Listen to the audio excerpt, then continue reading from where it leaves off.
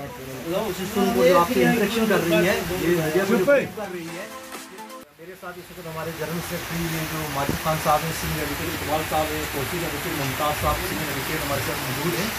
हमारा ये जो आज जो लड़का एक पकड़ा गया है सुरनकोट से, जो यहाँ पर रिक्रूटमेंट ट्रेनिंग थी आर्मी में जो चल रही थी, रिक्रूटमेंट जो भर्ती हो रही थी, उस भर्ती के लिए एक लड़का जो था वहाँ पर ग्रेनेड लेकर वहाँ पर पकड़ा गया, जिसका नाम था Rajinder Singh son of Krishan Lal R O Kalakot district Rajouri, जिसकी उम्र लगभग 33 साल बताई जा रही है। और इससे रिकवर कह रहे हैं कि ग्रेनेड हुआ है, डिटोनेटर्स और UGBR जो है इससे रिकवर हुआ है।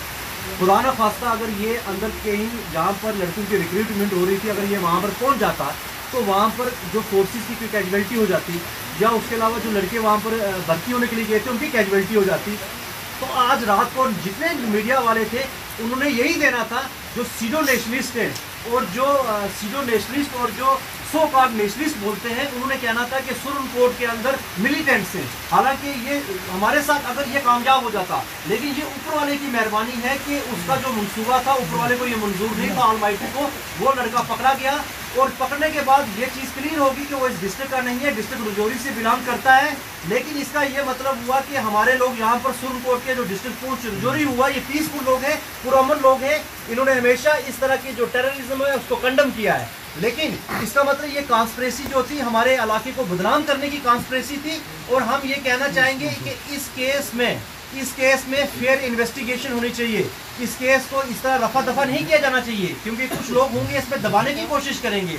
और ये पता होना चाहिए कि मोटिव क्या था, इसका मकसद क्या था, इसके पीछे कौन से लोग बैठे हैं जो साजिश कर रहे हैं। क्योंकि हमारा बिलीव है कम्युनल हार्मोनी में, और ये जो है हम यही डिमांड करते हैं बार एसोसिएशन की सुरनकोट की तरफ से कि इसके पीछे जो लोग हैं उनका ऑब्जेक्ट क्या था, उनका मोटिव क्या था, और क्या वो साजिश रखना चाहते थे और क्या मंसूबा था। और इसकी फेयर इन्वेस्टिगेशन होनी चाहिए। और इसका जो पीछे जो मास्टरमाइंड है वो सामने आना चाहिए। अगर ये मास्टरमाइंड सामने आएगा, क्योंकि हमें तभी पता चलेगा, हो सकता है कि कोई इसी तरह का कोई फ्यूचर में कोई प्लान कर रहा हो, किसी और इलाके में कोई विक्टिम हो जाए।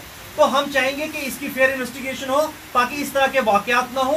क्योंकि अदरवाइज हम पीसफुल लोग हैं, हमें मजबूर ना किया जाए कि हमारे इलाके में इस तरह की जो एंटी जो नेशनल एक्टिविटीज करके हमारे लोगों को बदनाम किया जाए। तो हम यही चाहेंगे कि इसकी फेयर इन्वेस्टिगेशन, और जो है पुलिस इसको होचपोच केस को ना करे, इसकी फेयरली तरीके से इन्वेस्टिगेशन करे और इम्पार्शियल होकर करे। शुक्रिया आपका।